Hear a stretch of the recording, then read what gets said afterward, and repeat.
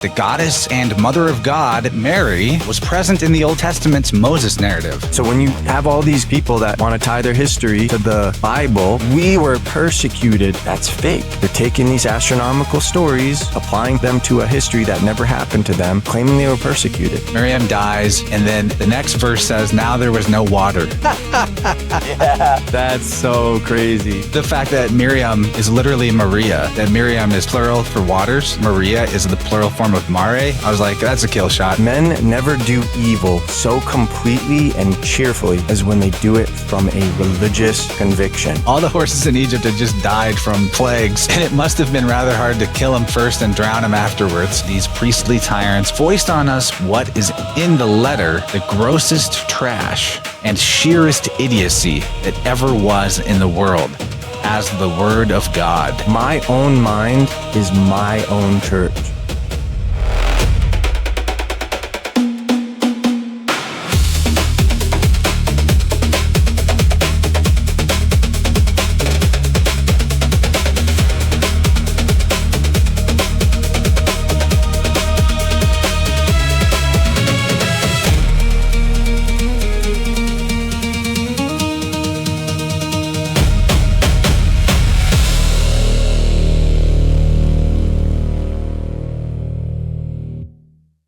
Welcome back to Inner World. Today, we're going to begin presenting Dylan's final notes on the Reverend Robert Taylor's Astronomico-Theological lectures.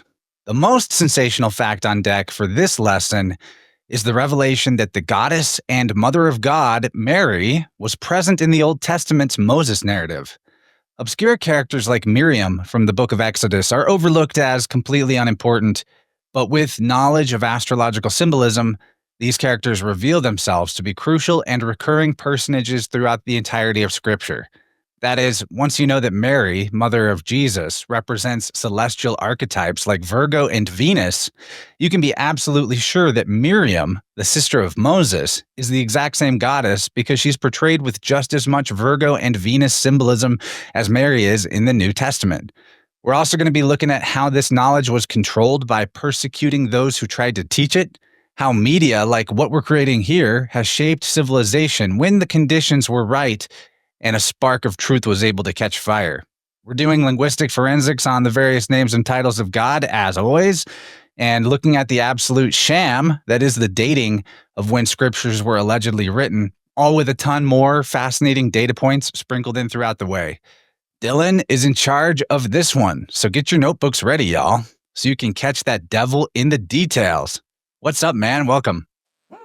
Yeah, thank you. That was an amazing intro, man. You never disappoint. So we're going to start with the fact that you and I are only able to do this because other people have paid heavy prices that the average person can't contemplate until you're in a situation where everything is taken from you and you're thrown in a cage and it's not good conditions and all that other stuff. You can't appreciate how this system works. And I think one of the mistakes in this country is that a lot of people avoid being persecuted for whatever reason. And some people say like, oh yeah, duh, it's we don't commit crime. But it's not that simple. There's plenty of people that didn't really do anything wrong, but they just happen to be on the wrong side of an imaginary boundary. And the way the system works is there's no common sense in it. And if you've never interacted with the system, there is no room for why you're in the situation you're in. It's just like every problem looks like a nail. And so they just use the hammer for that. Anyways, Taylor was jailed multiple times. Well, let me read this quote Yeah. of his. Taylor says, "So woefully bested are they who would attempt to make a history of an allegory and to represent the sublime machinery of astronomical science as a detail of real occurrences." Now, this is a kind of sentence that, okay, we can kind of glean from what he's written here, that he's talking about how history is allegorical, especially biblical history, but we don't use this word bested in modern English. And I think what's important to point out is that how brilliant Taylor was with his wit. It goes, like, even me and you, I think a lot of it is going over our head because we don't have the same vernacular. So bested can mean to profit or to accommodate someone, but it can also mean to dispose, as in, distress or perplex somebody. So what he's saying here is the people who try to make a history out of biblical allegory, they're profiting off of it, but it's also a vexation because, they're constantly having to make apologies for all the ways that the facade is cracked and crumbling of this particular lie. Yeah, I think it's like- that's like the double meaning of that one word is like, yeah, this is how Taylor wrote. Yeah, it's almost like poetic. And he was into poetry because he cites people like what's his name? Alexander Pope. He cites a lot of poetry in his work. But yeah, basically what he's saying is like they who attempt to make history of an allegory,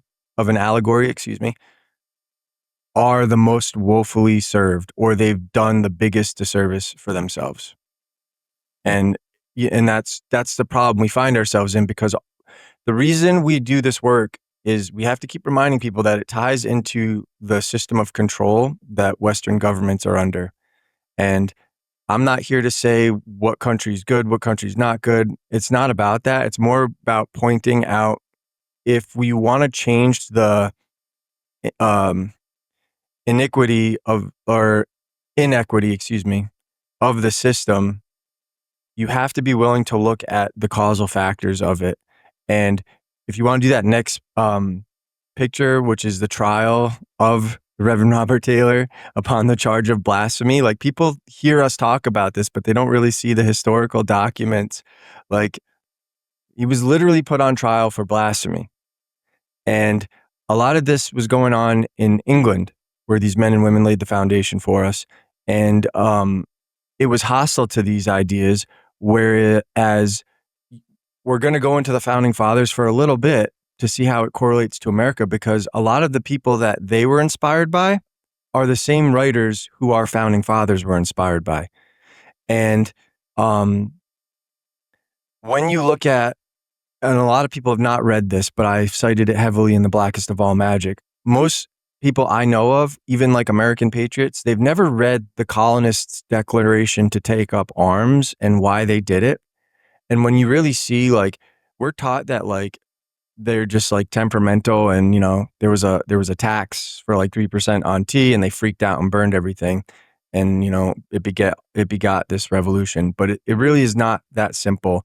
They put up with some of the most extreme tyranny, just like the people in the Middle East are putting up with the tyranny of Israel being backed by the United States. And if Israel wasn't being backed by the United States with its weaponry, it wouldn't be able to do what it's doing. And so there's blood on all of our hands as a nation. Not saying that people would, the individuals, but a lot of people, they want the government to do stuff for the sake of religion, because they have a religious belief that these are the same people that were talked about in this allegory, in this fable, and it's just nonsense. Everything's being hijacked. But the point that I wanted to make is that, like, some of the people in my lifetime, I've met people that were born in the 19th century. My grandfather alone was born in 1913. My neighbor was born in 1897. So, like, I could go talk to her. And, when you see these people, it only takes like a generation or two for people to forget what they've lost or how things have changed. And so, like, I happen to be from a place that was like ground zero for some of the Revolutionary War, right? Like, I grew up on spending weekends and stuff on one of the oldest farms in our nation. Talking like, I think it was started in maybe the 1600s or something. It's like, it's wild. And when chronology is looked at through this lens, at least for me, I only exist 3 to 4 lifetimes since the American Revolution. It hasn't been that long. And the problem that we face now is it's all these people that have been working to centralize power, these secret societies that are ultimately connected to the religious institutions. Well, now they're getting the technological means to do things, to make technology do things that they don't have to worry about machines saying no. And disregarding orders, and they don't have to worry about machines spying on them. So the more we give over our sovereignty and power to these systems, the harder it will be to get back, especially if you're disarmed. And that's one of the few things that America has going for it that most other people don't, is that we never gave up our guns. So in a last resort scenario, things can be changed like that. And our founding fathers encouraged us to do that, even though in the Emergency Banking Relief Act, when America was put into bankruptcy the first time in the 1930s after the Great Depression, they altered the Trading with the Enemy Act of 1917 to include people within the United States, whereas before it excluded, so now you as an American can technically be declared an enemy of the state. It's freaky. Pull up that Jackson image, because this is like these systems are so scattered that it all looks like different entities, but when you look at it, it's like this hydra, and it's the many-headed monster. And Andrew Jackson said, the bold effort the present bank had, and that's the central bank, the bold effort the present bank had made to control the government are but premonitions of the fate that await the American people should they be deluded into a perpetuation of this institution or the establishment of another like it. Gentlemen, I have had men watching you for a long time, and I am convinced that you have used the funds of the bank to speculate in the breadstuffs of the country. When you won, you divided the profits amongst you, and when you lost, you charged it to the bank. You tell me that if I take the deposits from the bank and annul its charter, I shall ruin 10,000 families. That may be true, gentlemen, but that is your sin.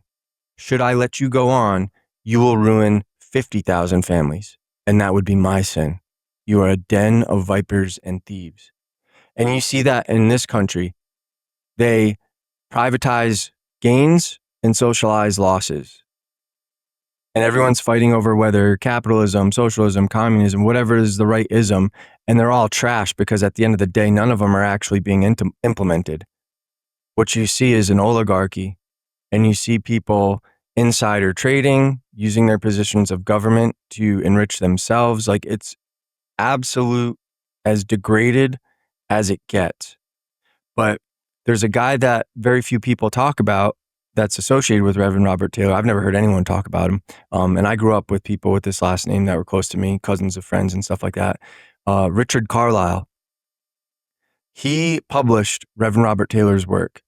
But prior to that, he was prosecuted for blasphemy and blasphemous libel and sedition for publishing material that might encourage people to hate the government in his newspaper, and for publishing Tom Paine's Common Sense, The Rights of Man and the Age of Reason, which criticized the Church of England. Now, Thomas Paine's Common Sense was originally published on January 10th, 1776, and that was a 50-page pamphlet which sold over 500,000 copies, largely credited with turning public opinion toward independence. And unlike the other founding fathers, Paine never held office in the United States government, but he's recognized for providing the ideological groundwork for the nation. And this is the power of media and why the ability to communicate freely is so important. And it's the First Amendment.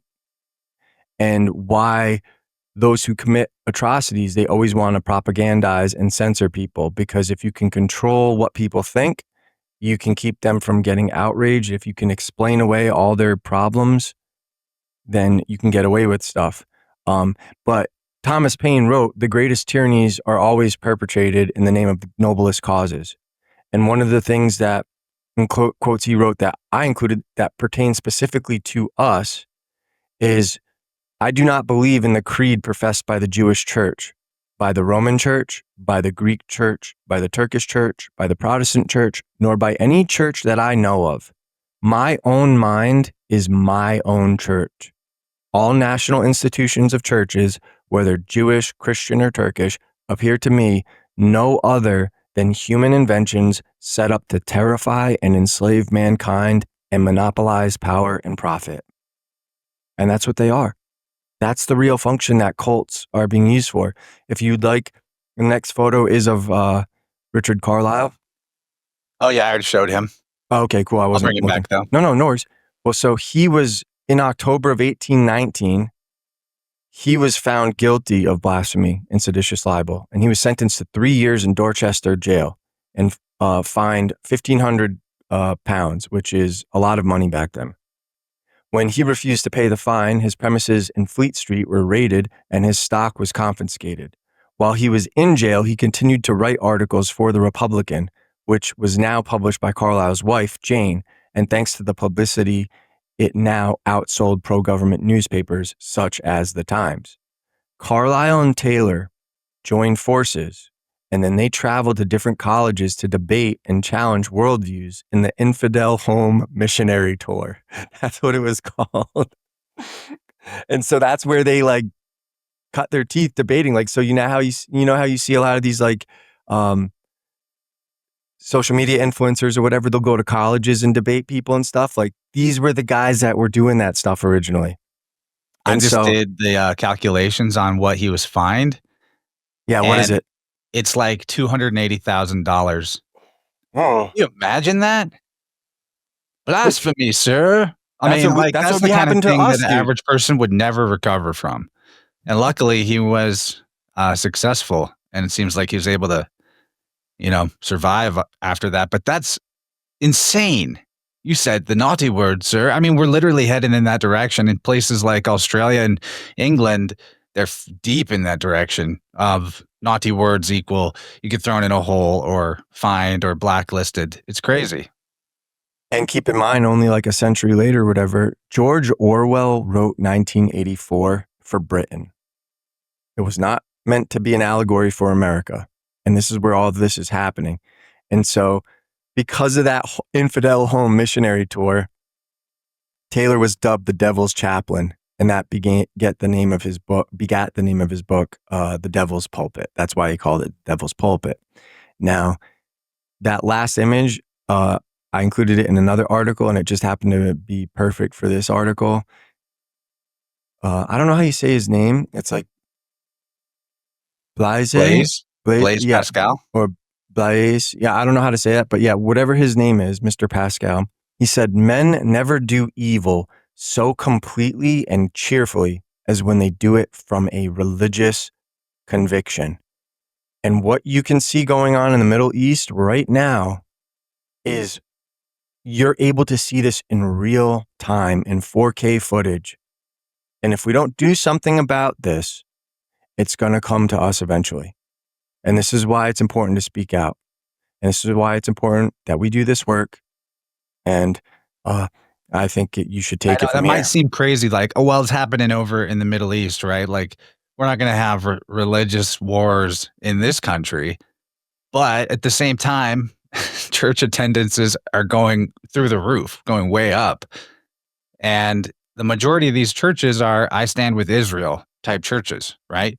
I'm not saying that you shouldn't have any kind of like congregation of spiritual pursuit. There's no reason why that has to be removed. I mean, there are churches that are more Gnostic and more expanded in the way that they interpret scripture and the allegory that it is. Not very many, though. Not very many. Most of these people going and sitting in the pews and getting baptized. I think they're doing it for a positive reason, that they are wanting to return to traditional values. They see the degradation of society. But on the other hand, it's a slippery slope. It's a slippery slope to, like you said, the wars in the Middle East being supported out of a sense of religious duty. I think that this is actually snowballing. It's not getting better. It's getting worse in this time period. And I would look at it as, does it teach you something? Like, are you learning, or is it just brainwashing you? Because one of the things most of the younger generation use it as a social club to meet, non-leftist people of their peers, which I get why you'd want to do that. There's a strong appeal to that. But at the same time, I miss going to church with my, seeing, because it was like a way where you would see your friends on the weekend. You know what I mean? Like, there is that value. Like, some of it is awesome. The community aspect, awesome. But what are they teaching?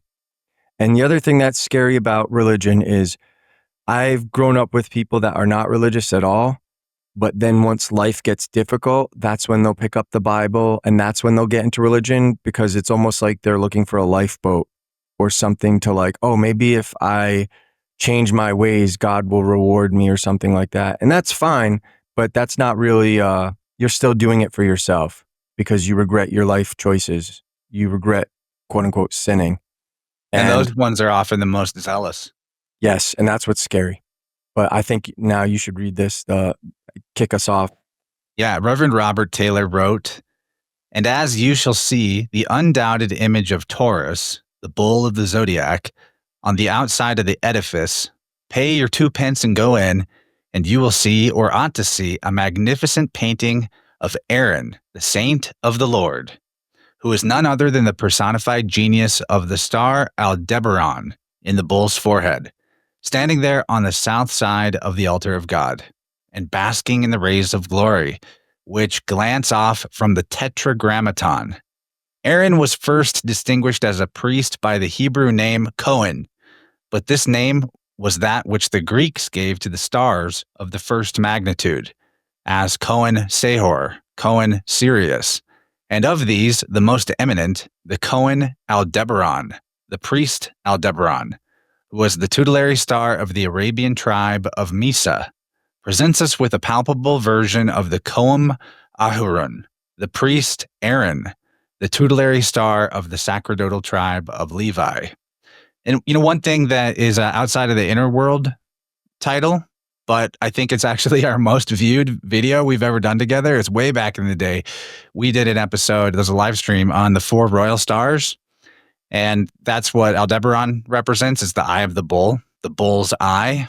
It's a big, red, spooky star right there in Taurus. And that episode was fiery, man. And it was really, really good. It holds up completely because none of this work needs to hinge on current events in order to be relevant. And it's so foundational. The tetragrammaton or the tetramorph, the 4 books of the 4 books of the gospel, Matthew, Mark, Luke, and John, how they relate to the 4 royal stars, the 4 constellations that form that cross or that axis.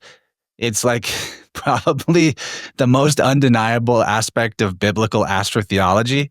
And it's one of those things, like many things, me and you tend to take it as a given, take it for granted that people know about this.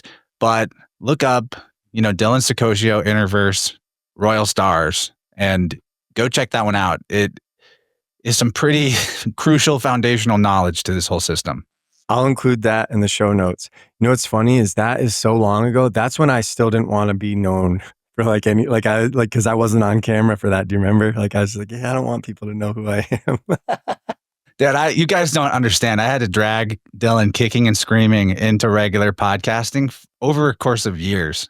But I wore him down because we have fun. Yeah. Well, eventually you just realize eventually you realize it's too late in the game to give a fuck at this point. I still had this idea that I was going to stay under the radar and infiltrate and undo some of the bad shit. And I abandoned that hope a long time ago. So it's fine. There's no undoing it. It's a steam engine that just can't stop. It's just got to let it run its course, and eventually it'll run out of steam. And then we decide what we'll do from there. Yeah, but you're so fiery. You get a Leo sun, Aries rising. Yeah. I'm the opposite, Aries sun, Leo rising. So I totally understand. There's this thing when you have those placements where there's an undeniable, irrefutable urge to save the world, to be the hero. You just really want to be a hero. And I get it, man. I get it. So I have that same thing to a degree. And it can be really painful until you just let it go and be like, you know what? It's not up to me to save the world. It's just up to me to make my life as good and as aligned with the truth as possible. And if I leave a trail of breadcrumbs along the way, people can come with me if they want. Yeah, that's how I look at it. I can go either way. But at this portion of it, just being realistic, it's almost like I'm preparing this for the next generation or for them, so it's just like, hey, this will be here for you when you need it. Now, something he said in that citation was the Arabian tribe of Misa. Unfortunately, because they didn't have the the keys at the publisher of the Arabic text, we can't see what letters that is. And I couldn't find anything. But if you want to pull up that next picture, it's Mesa, which is Meissa. Maybe that's what George is named after. But it's a star that's close enough to Aldebaran that that's might be what he's talking about, right at the top of like Orion. But I don't know for sure. That's just like the only thing I could find. Anyways, you want to continue? Is this one with the red circle? Kind of hard to tell. Yes. The lambda. Okay. Mhm. Yeah, let me drop this off the screen. We got a lot of astrotheology coming up today, which is pretty sweet. Taylor continued. Then look upon the starry heavens and see the relations of that beautiful star, that anointed prophet, priest, and king, to the stars about him, to those beautiful princesses, the 7 stars, and to the beneficial effects which all nature experiences on the rising of that star with his shining train. So again, he's talking about Aldebaran, and the 7 stars that follow Aldebaran are the Pleiades.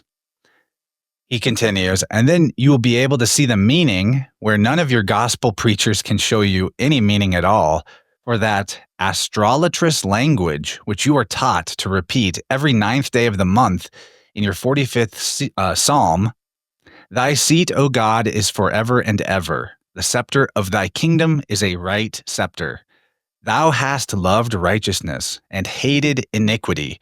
Wherefore God, even thy God, hath anointed thee with the oil of gladness above thy fellows. That is more oil on Aaron than on any other priest. He's greased up. Emblematically, as more of the sun's rays on Aldebaran than on any other star physically.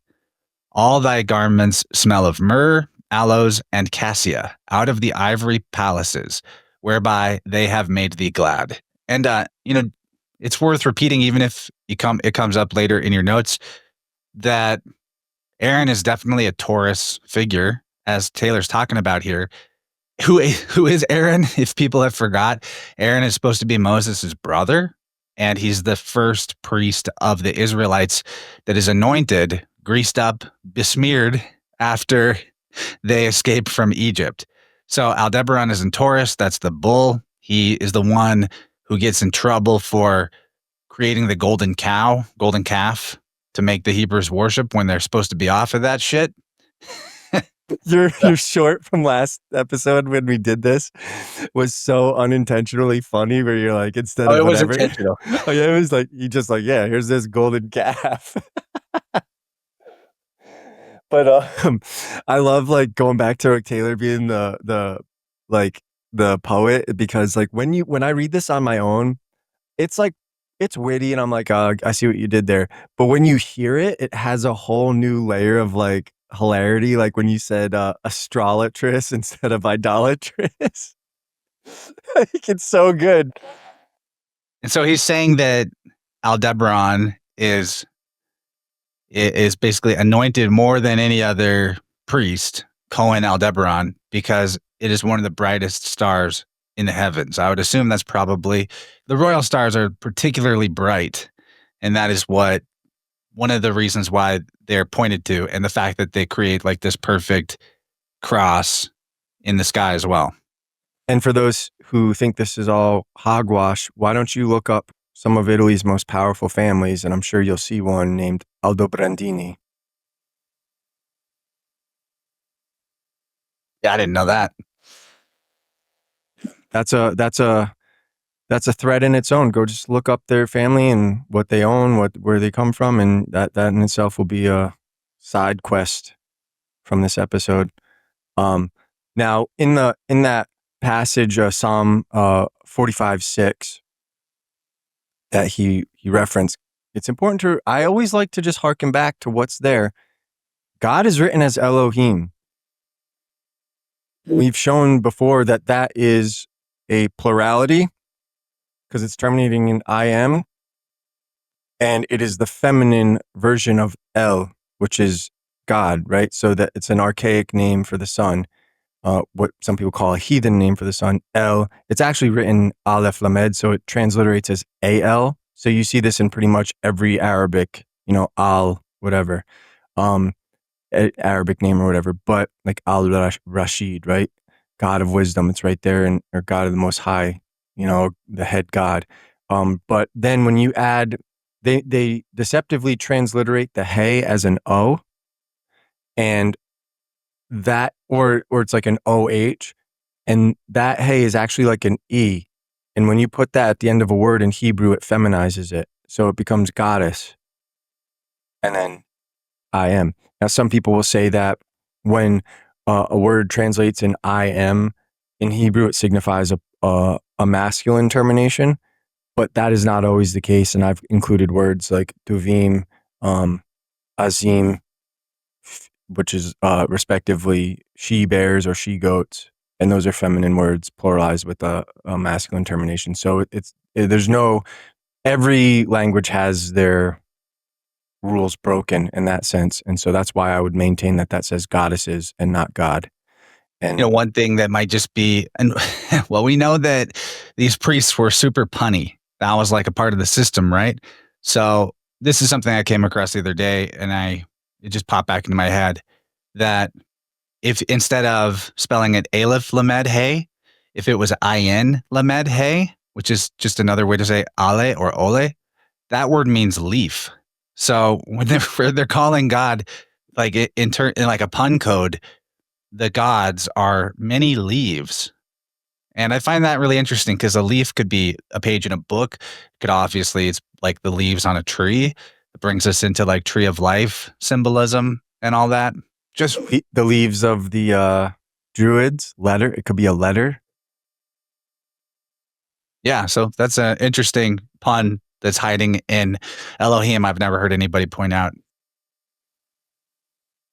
And then, I'm just trying to think if I had anything noteworthy to say about the passage that we need to focus on, but I don't think we do, unless you see something. No, we can just keep cruising. There's plenty noteworthy here. Yeah. All right. Keep going. Or do you want me to go? Well, you have screenshots of Psalm 45:7 and 45:8. Did you want to look at those? No, I was just going through those. I think I was just putting that there for reference so people can actually read the passage he was citing word for word and see it, and others with just explaining everything, what I just did, kind of. All right. So Taylor wrote, Arabia, famous for its spices, myrrh, aloes, a closer transliteration to alaim than Elohim is aloe, and cassia, thus associates the fragrance of those drugs with the influence of the beautiful star, their tutelary Aldebaran of the month of April, when those odorous plants are in full blossom, and when, upon the grateful senses of the voyagers in the Levant, northeast winds blow, Sabian odors from the spicy shores of Araby the blessed. King's daughters are among thy honorable women. Upon thy right hand doth stand the queen in a vesture of gold, wrought about with divers colors. And so stand the Pleiades, the daughters of Atlas, in the court of the star Aldebaran. And even so doth stand the queen star among the Pleiades, twinkling with variegated light, with purple and gold, sky tinctured grain, and colors dipped in heaven. And colors dipped in heaven, the third his feet shadowed from either heel with feathered mail, sky tinctured grain. So that was a reference to sky tinctured grain being a reference to John Milton's Paradise Lost, back to Taylor's penchant for poetry. Taylor continues, this part's great. Nothing in nature likes to be reckoned old. Nothing would be old that could help it. And therefore, in personifying God as either man or beast, care was always taken to represent him as a young one of the sort. Thus, the Lamb of God, from the Roman Agnus Dei, the precious bleeding lamb, was considered a most sublime and decorous expression of true piety. The attribute of immortal youth could never be dispensed with. An old god would not have been relished. For this reason, the pagan priests filled their pantheon with boy divinities, Osiris, Horus, Helios, Bacchus, and Apollo himself were all of them young. And I dare appeal to all the hymns and prayers, and all the sermons and religious tracts, all that is said, sung, read, or heard in any of our churches and chapels to this day, whether God the Son does not take precedence of his Father, and whether the doctrine is not continually, believe in the Lord Jesus Christ, and thou shalt be saved. So this just makes me think of, I don't remember the exact context, but I remember a long time ago, there's that Will Ferrell movie where he's the NASCAR driver. And there's like a whole scene where they're praying to like baby Jesus. Please, 6 pound, 8 ounce baby Jesus. Yeah, they just keep saying baby Jesus, baby Jesus. Yeah. And I mean, that's literally it though. I think it's called Talladega Nights, if I'm not mistaken. Yeah, yeah. Yeah, that's great. Back when comedies were allowed by Hollywood, you don't get them anymore. Yeah, it's hard, but you know, it's, again, you can't blame Hollywood necessarily. They will do it when people stop putting up with it. So the thing is like everything's an offer. So the media offered everybody to be politically correct and they accepted it. So then we get what we get. At some point, everybody else who has nothing left to lose are like not going to accept those offers anymore. And then comedians will be free to like say whatever the hell they want again. And that's, anyways, neither here nor there. But I just wanted to, if you could bring up that slide right underneath that passage, believe in the Lord Jesus Christ and thou shalt be saved. Well, if you look at what's next to the Lord, it's Kyrion. It's the dialectical termination of Kyrion, which Plutarch wrote was the Persian word for the sun. So that should be translated as in the Son, Jesus, or Bacchus, because IHS is a iotization of YHS, which is the monogram of Bacchus, the Son, which is why you see IHS from the Jesuits or YES in churches in Florence. The word is right in the middle of the Son. Yeah, and then they even wrote Jesus in this verse as iota, eta, sigma, omicron, upsilon, nu, which is like it ends with an N. So if you just break that down, it's yea, sun. The sun, yea. It's Jason. The sun. Yeah, Jason, and also like the sun, yea, or Yah. You know, it's like Yah, son. It's ridiculous. The Son of God. Yeah, God's Son. However, that's the pun. It's puntastic. And for people who think that they're not doing that, well, the priests know a lot of different languages. And when this stuff comes into the historical record, it's in the Middle Ages. You don't see it in the ancient world. And I can prove that because in our next episode, we're actually going to broach the oldest book in the world to give you a teaser. And, you'll see it. I'll transliterate all of it for you. And you'll see that in this book that's allegedly from 660 BC, there's not one mention of any of these characters.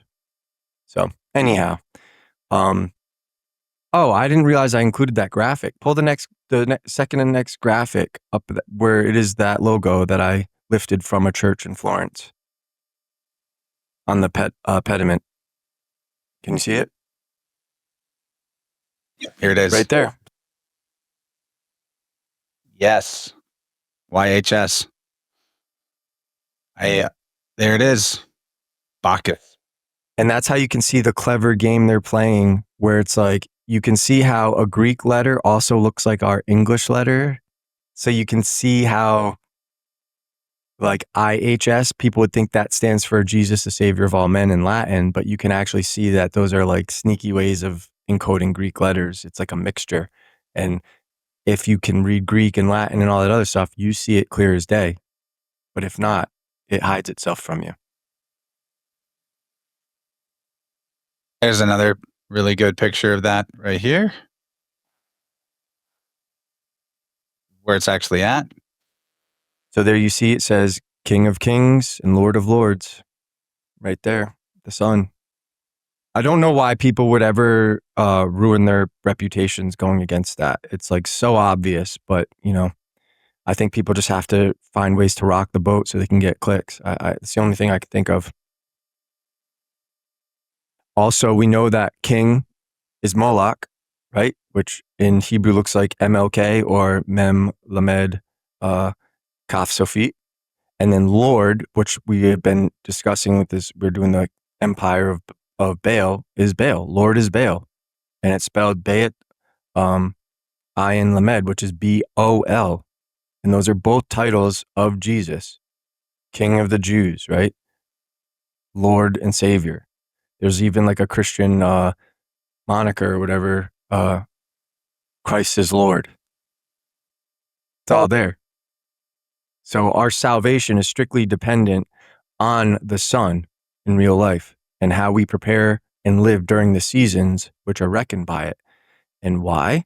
Because the gods are the luminaries, the Jews. The word Jew literally comes from the Etrusco-Phoenician word for God, which is you. And it's added to pater, but first it was you primus ater, and then they truncated primus ater to p ater. And they do this all the time on coins and stuff. Like you'll see like IMP for Imperator or AUG for Augustus, right? It's always about abbreviating and saving room on all these things for inscriptions. So Eupater becomes Jupiter, God the Father, Hova, which the Israelis say Yova. That's how they pronounce tetragrammaton, the Yod He Vav He. That's how it's pronounced. It's Hova, Jove. The giver of all good things. The title of the Son, our Father who art in heaven. And, that being said, I also acknowledge that much of even though I blast a lot of these texts from being products of the Middle Ages, I also remind my audience that a lot of my arguments come from the works that suffer the same issues where they're products of the Middle Ages. And so in the grand scheme of things, I've left the leeway and conceded that everything we've ever looked at may be forgery. And we're all trying to make sense of forgeries. But because those forgeries are used as pretext and used as history, that's why we're delving into them. But I can just be like, yeah, my whole argument is, where is it in the ancient world? Nowhere. Great. End of story. That's it. It's a 5-second conversation. But what I also created that is in the show notes, the next photo, the alleged Greek writers from whence history depends. I've gone through all of the credible writers. So it's right there for our audience. And you can download that, save it, share it, whatever. I've taken the painstaking time with the help of others, right? But to make a graphic out of it so you can see everything you depend on for history is coming from Greek writers who were all conceded to be obsessed with fables. And see Strabo's Apology. He admits it. They're addicted to fables. That's how the Greeks are. And everywhere they would go, they would reinvent a city's history. Instead of looking at the actual history, they would imagine it was descended from like some ancient Greek hero or king founded the city. And then they would just turn everything from a Greek perspective. It's called mythological imperialism, specifically Greek mythological imperialism. And that's what I learned from a Truciologist, because the people who are studying ancient Italy are seeing how they're doing that to Italy's history. This guy's book, my friend John McHugh, he exposes that very system about how when a king or an emperor would take over a region, that they would use judicial astrology to invent a history that supported the divine right of kingship of whoever was now in charge. And even the word Homer means hostage. So they took the astronomer priests of that place hostage and forced them into servitude, or, set them up maybe instead, gave them some kind of benefit. Or it also means like a surety. Yeah. So it's like the same thing, like this tit for tat. This is going to be your insurance. But hey, I want to make a audible here. And can we jump down to Miriam? Because I did tease that in the introduction, and it's going to really ruin our SEO if we don't actually talk about it in the video. So we got to jump to that, and we can come back around to the Aman stuff, some of which is review, but it's good stuff. Do it up. All right. So we're going to talk about Miriam. This is Exodus 25 verses 20 and 21. We mentioned her in our Moses episodes. These verses say, And Miriam, the prophetess, the sister of Aaron, took a timbrel in her hand, and all the women went out after her with timbrels and with dances. And Miriam answered them, Sing ye to the Lord, for he hath triumphed gloriously. The horse and his rider hath he thrown into the sea. So we talked about this in the context of Moses being the same as Bacchus, and how Bacchus was always accompanied by the dancing ladies, right?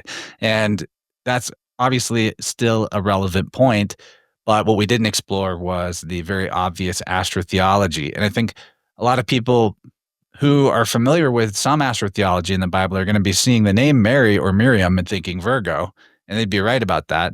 And they're probably having thoughts about who's the horse and his rider thrown into the sea. So let's get into that. All right. So Reverend Robert Taylor wrote, "It is this truly sublime and beautiful passage that we have first mention of the august personage, with whom I am now to bring you into better acquaintance. Both the Greek and Latin versions, right? It's like kind of the same thing. The Greek and Latin versions, which I have read to you, are honester and fairer than the English, which in this instance, as in many others, egregiously Protestantizes, that is, gives it a false or strained rendering in order to put a Protestant complexion on a Catholic sense, and has actually changed the name of the original text in this and in every other passage where it occurs into Miriam, in order to prevent our suspecting or discovering that this Miriam, the first of the prophetesses, as her brother Aaron was the first of the prophets, was not a mere Miriam, which might be a name for anyone, but is indeed Maria, even none other than that blessed Virgin, Mother of God and Mother of us all, eternally a virgin, holy as God is holy, and pure as God is pure." Now, who else was the mother and father of us all? I think we did an episode on that with Abram and Sarah, right? Telling you guys, go back through this. It's going to be amazing if you go back through Inner World. Anyhow, you want me to continue? Yeah, the further we go, the more the stuff we did before is going to connect dots in your mind, the more you're going to get it. I mean, that applies to us too, as we always say. Our own work teaches us stuff when we go back and review it because it's so bulky, all of these details. Yeah.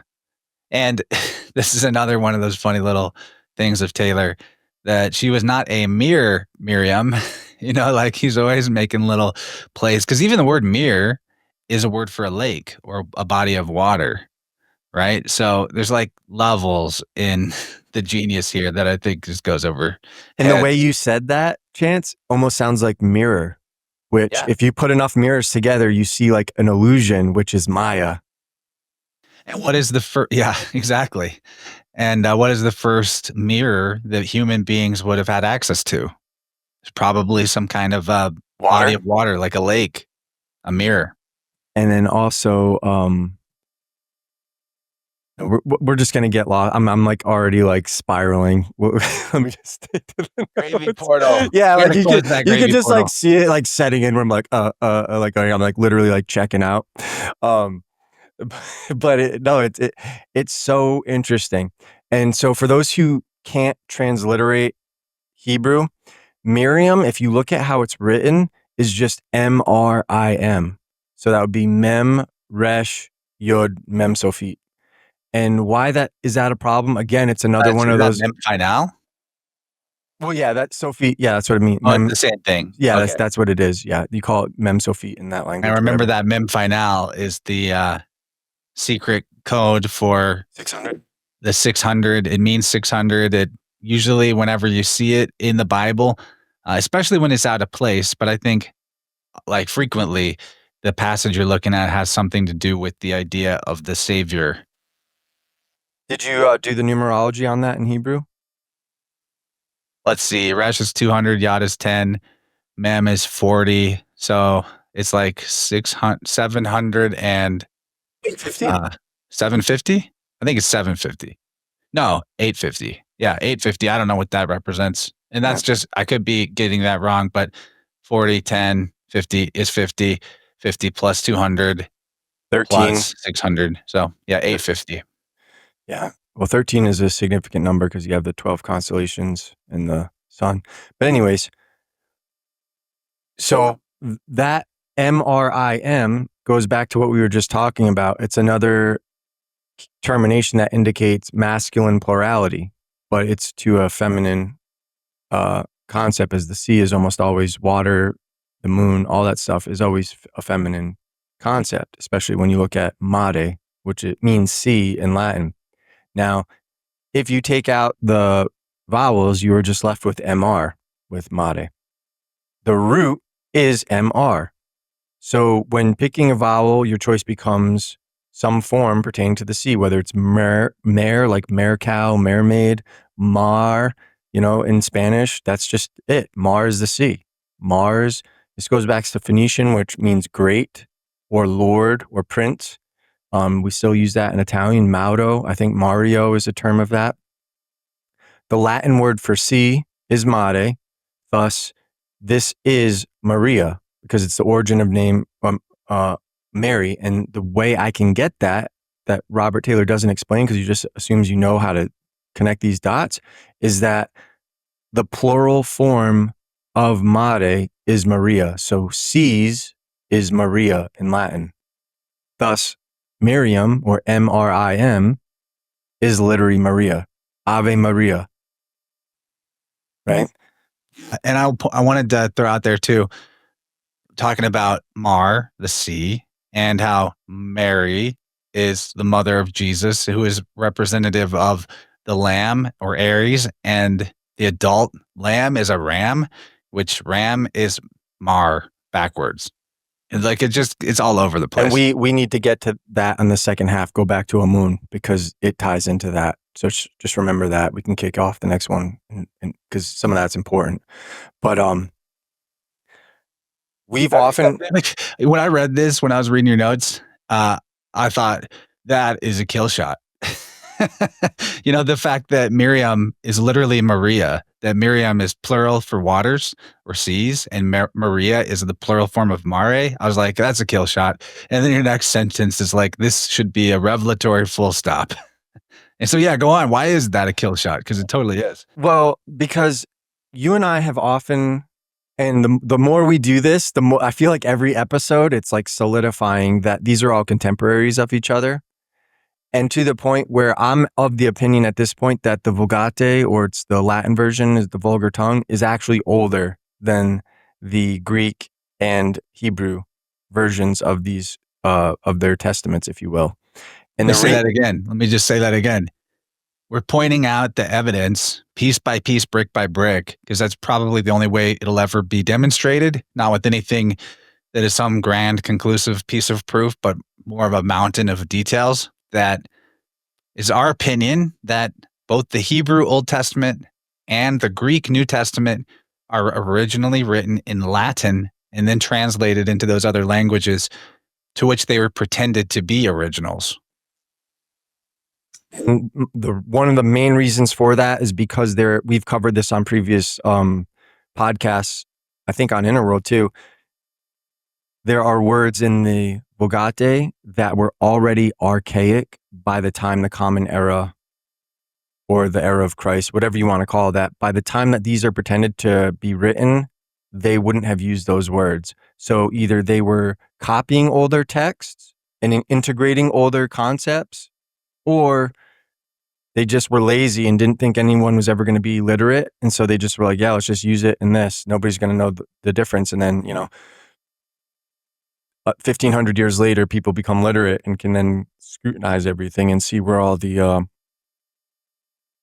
technical errors are. But one of my favorite things is just, if you look at Janus, ironically, it's the name of Janus, right? Janus. But, from which we start the year, Januarius, or Capricorn. But what's interesting is that is a Latin termination, and it's a well-known Latin termination. So when you look at how Christian, the word Christian is written in Greek, It's Christianus.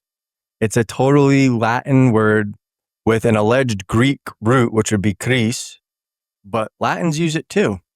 So is it really a Greek root? Could that eventually or initially have been something from Italy? I don't know because there's so much fraud.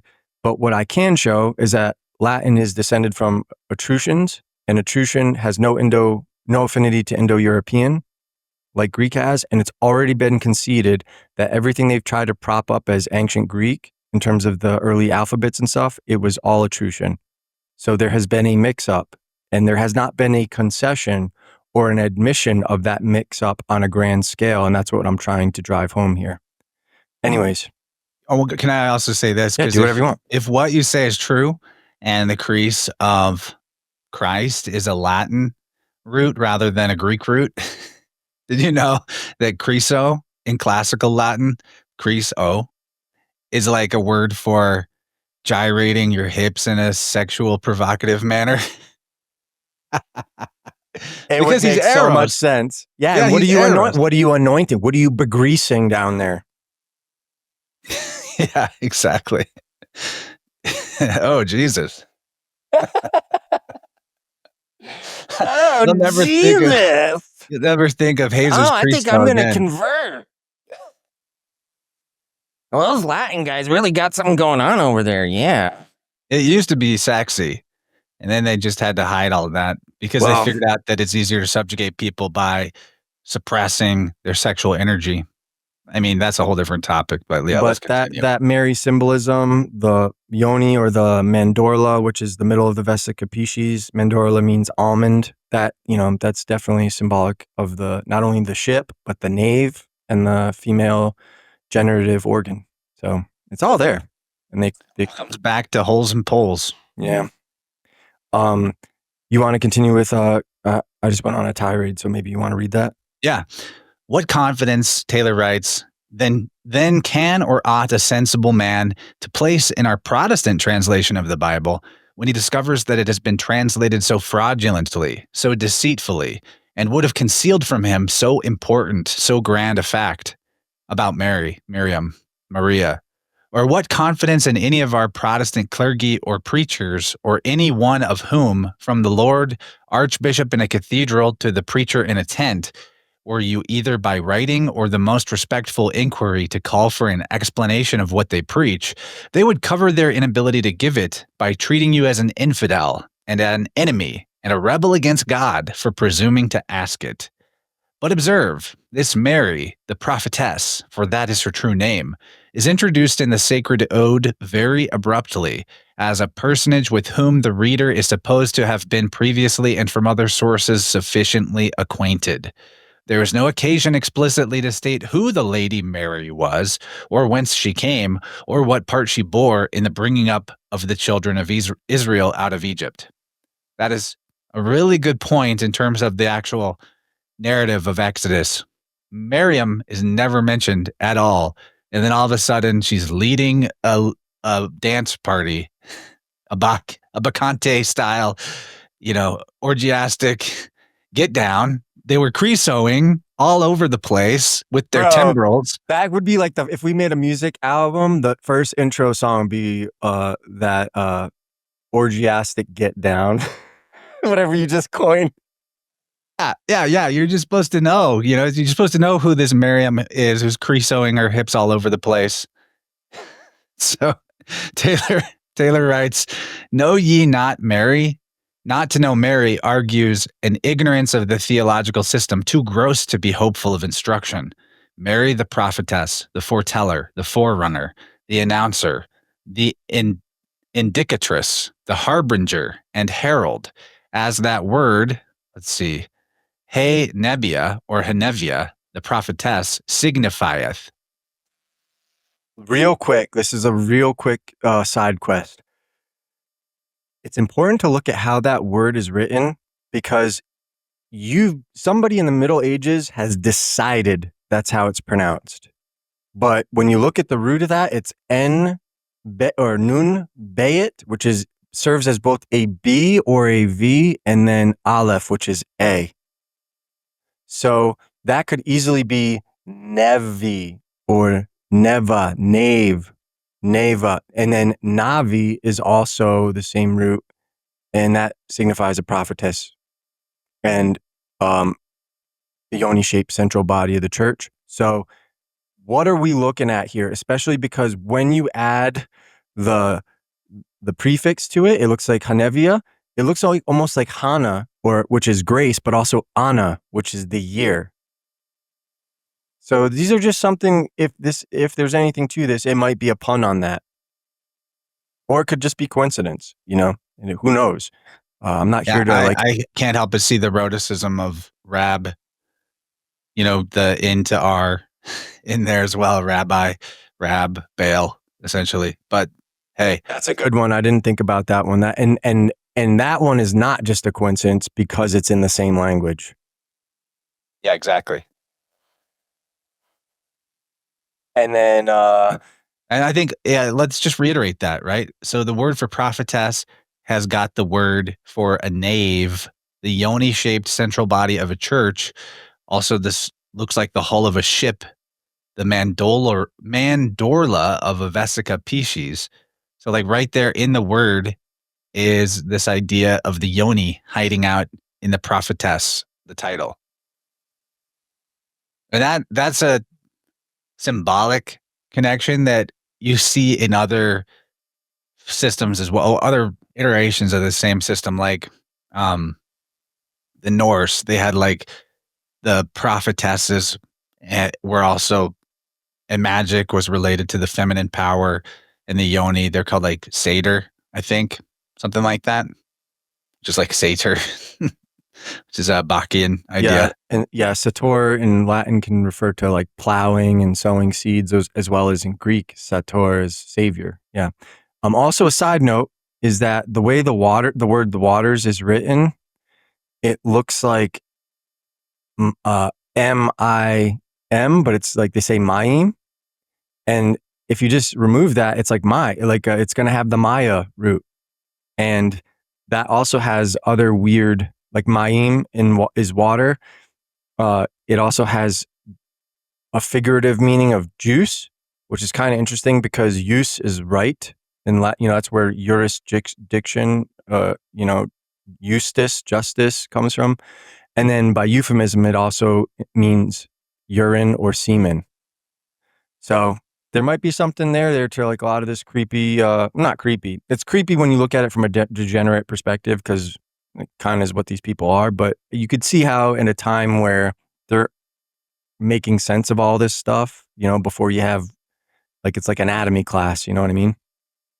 Well, yeah, this is what you're pointing out is how what a lot of like modern occultists want to talk about is how the real symbolism of the Bible is about the Christos, the Christ oil secreting down from your pineal and going down into your sacrum and then staying there for 3 days and rising back up.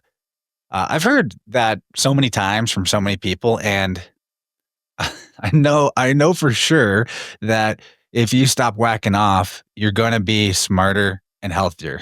That's just a fact, right? So I won't dispute that, but I don't know how exactly true the whole idea is in terms of this cycle of cerebrospinal fluid coming down from the, I don't know, right? I don't know. Maybe there's truth to that. I don't think that it's the primary symbolism in the Bible. I think if it is something that's encoded in it, I don't know. It seems goes like back it came to that. later, but it does show up like what you're saying with the way that these words overlap with waters and semen. That's a point in favor of this being part of what's esoterically encoded in the system, going back at least to the Middle Ages when these scriptures were written. And semen's also another like word for mariners and navigators and stuff. So like there is like this dual symbolism between what the church uses for this astrology and then also what the navigators would use for the same thing, but for applicable reasons, while the church would be responsible for building structures and all that other stuff. So you can see how it's all one system with the branches like the Hydra. Yeah, and if we're talking about the Hebrew word for waters in this passage being mayim, which if you took the plural termination off, it'd be like Maya or Maya, then you see like this is not just sounds almost like Mary, sounds almost like Maya. It's literally the same meaning. It means water, mare, water, mayim, Maya, water, and Maya or Maya is the mother of Hermes. And Bacchus and Buddha and Buddha. Yeah, that's actually probably more important. And Miriam, well, that's also Mira is the mother of Adonis. And another word for myrrh, which is an incense or like a gum that you burn in offering to the sun, that also another word for that is Smyrna, which is the church of one of the 7 churches, which is one of the 7 summer signs of the warm months of the year, also corresponding to her. And you'll see in this, she's fit. In this allegory, she's going to be Venus. And this is the right time of year for it, Chance. This episode is actually coming out where people can go look at the skies if they want and see this story playing out. That's what's so cool about that. And we didn't plan it like that. Yeah. So it's perfect because this is going to drop probably like right after the sun goes into tropical Taurus. Very cool. And so if you look out right now, you'll see the riders being thrown into the sea at dawn, which is Sagittarius, and the sons of Israel and stuff rising, and Taurus rising, the sons of Israel, so it's like, it's all there. That's you just look, we'll show, I made some graphics to help because it's hard to explain it. But you want to take that next passage where we go into the MY? It's over. You free people have to come over this is going to get so good. Dang. Yeah, you guys got to come over to the membership if you want to see this show and tell that Dylan is teasing right here about, because we're just scratching the surface with Mary, mother of Jesus, being Miriam, the sister of Moses in the Old Testament.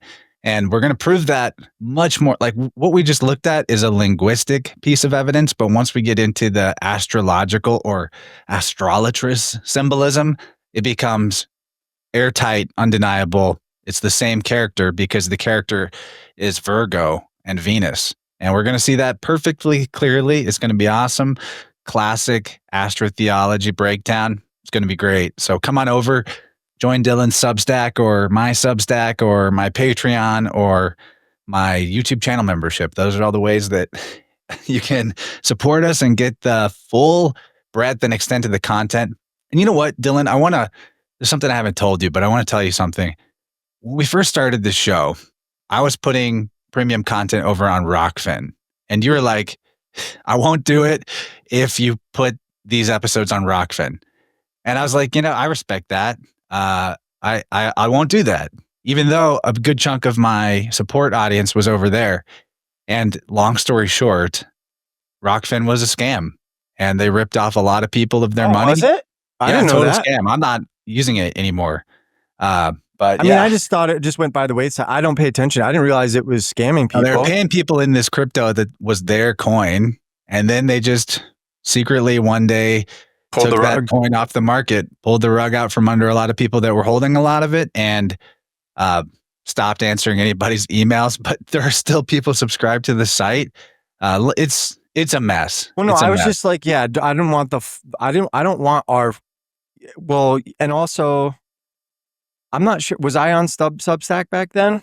Yeah, you were. I wasn't yet. Maybe you were like, get on Substack, fool, and I wasn't doing it. I finally did. That's why I was like to incentivize you, because Substack is so much more legit, and it's all taken care of. Like everybody takes their cut everyone takes their cut, so there's no need to like worry about scams. I get a kick out of that though, that it ended up being a total scam. Dude, I have pretty damn good intuition. Not always, but I mean, a lot of times I dodge a lot of bullets in life, man, just because like I couldn't explain why I didn't like something, but I was like, that rubs me the wrong way. I don't know what it is.